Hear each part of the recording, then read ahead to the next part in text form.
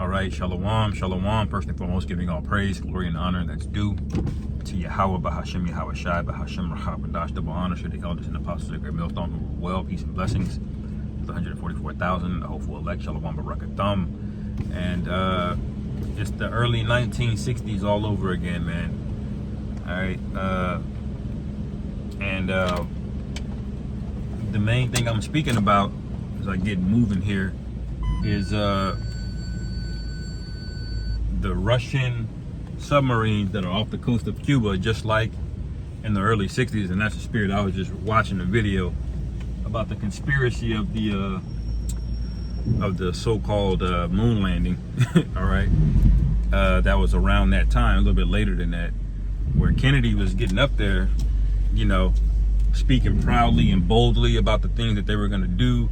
And they were going to beat the Russians here, this and that. All right. And they ended up falling behind in the space race, okay, because there was so much tension about the Soviets and these or that. That's how scared they were back then, man. All right. And all of that sparked because they said that they were going to have nukes on the moon. All right. And so they had to lie, basically. They had to beat them there, you know, marketing wise, you know. But the main point is this tension with Russia, it never really went away, man. And so you had something called the Cuban Missile Crisis back in the early 60s. All right. And what that means is that you were basically indefensible of a nuclear threat, a nuclear bomb on American soil. All right. Now, what do we have again today? Putin's back in the Caribbean. All right. And they're not even hiding it. You know, most submarines, man, you can actually move submarines in stealth and without your enemies knowing about it. You can just never come above the surface. All right. And a lot of these nuclear subs, if they're nuclear powered, man, they can stay underwater for months and months, sometimes years, I believe, depending on the type of the type or the class of the sub. All right. So this was actually a show of force. And why are they doing that? Because Esau's over there fomenting warmongering again. All right. And he's over there, I believe it's in the Black Sea, you know, trying to do this show of force. All right. And so it came out that Ukraine has all of these minerals over there. All right. A lot of minerals, man. And not just a lot of minerals. They have some of the best soil in the world. And you know what? That's us. Y'all gonna run that, man. Y'all are gonna work them farms, okay? You gonna work to the bone too, man. All right, when it's all said and done. You know, but anyway, the main point is there are scriptures in the Bible, all right, which we preach out of, you know, vigorously, that this very same thing is gonna happen. Not same thing, but this very thing is gonna happen, that America is gonna get hit with nukes and they can't defend it. All right, and that's why I was going to title the lesson, America's all offense and no defense. There's no defense in America. They can't even protect themselves from a hypersonic missile, man. All right, you know how embarrassing that is, that Russia has this technology. All right, and I believe a few other nations have this technology, but America doesn't. Why? Because all of their money has been going toward expansion efforts, man. All right, it's been going towards opening up new military bases with outdated equipment. Okay, if you got outdated equipment, it don't really matter how many bases you open up. You know, you're still blowing all of that money, and you can't defend yourself. Okay, all of those soldiers over there in Kuwait, Iran has hypersonic missiles, man.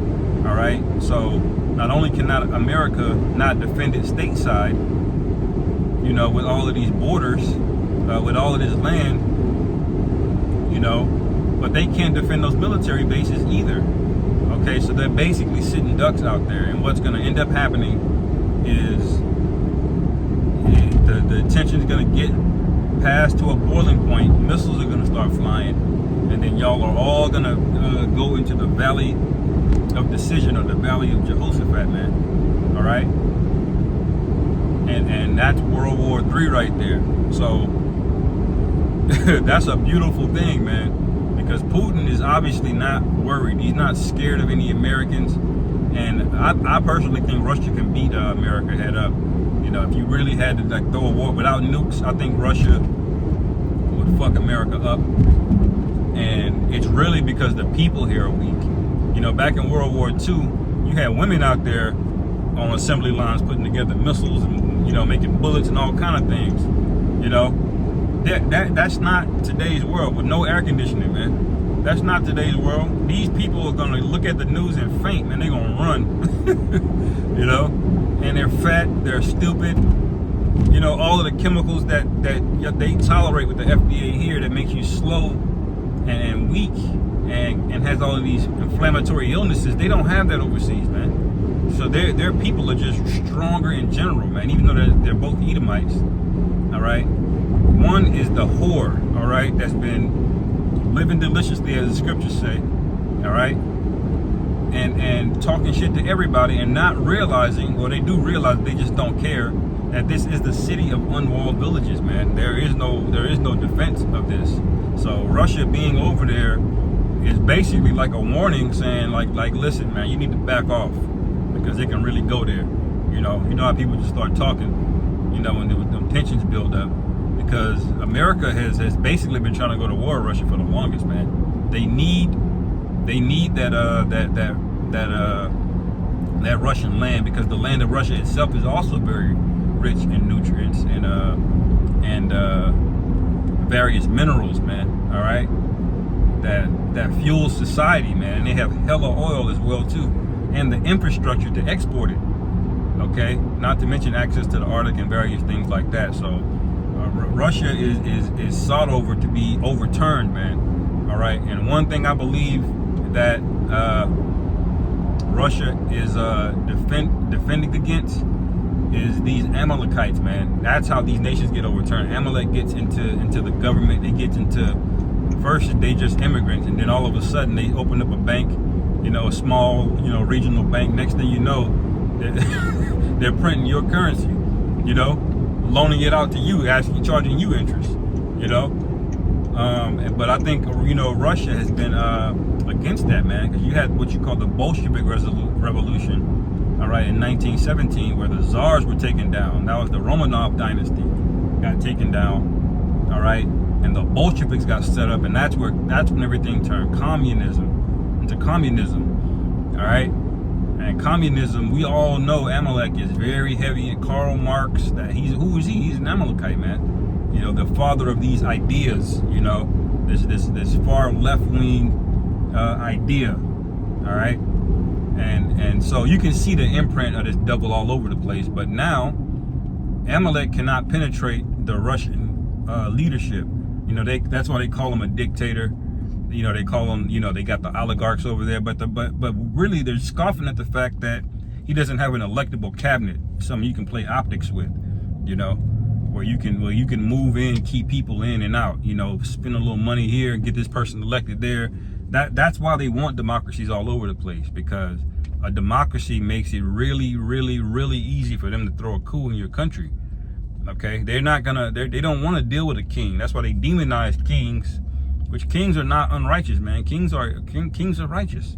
What makes a society righteous is the law is immutable. Immutable meaning it's unchangeable. All right.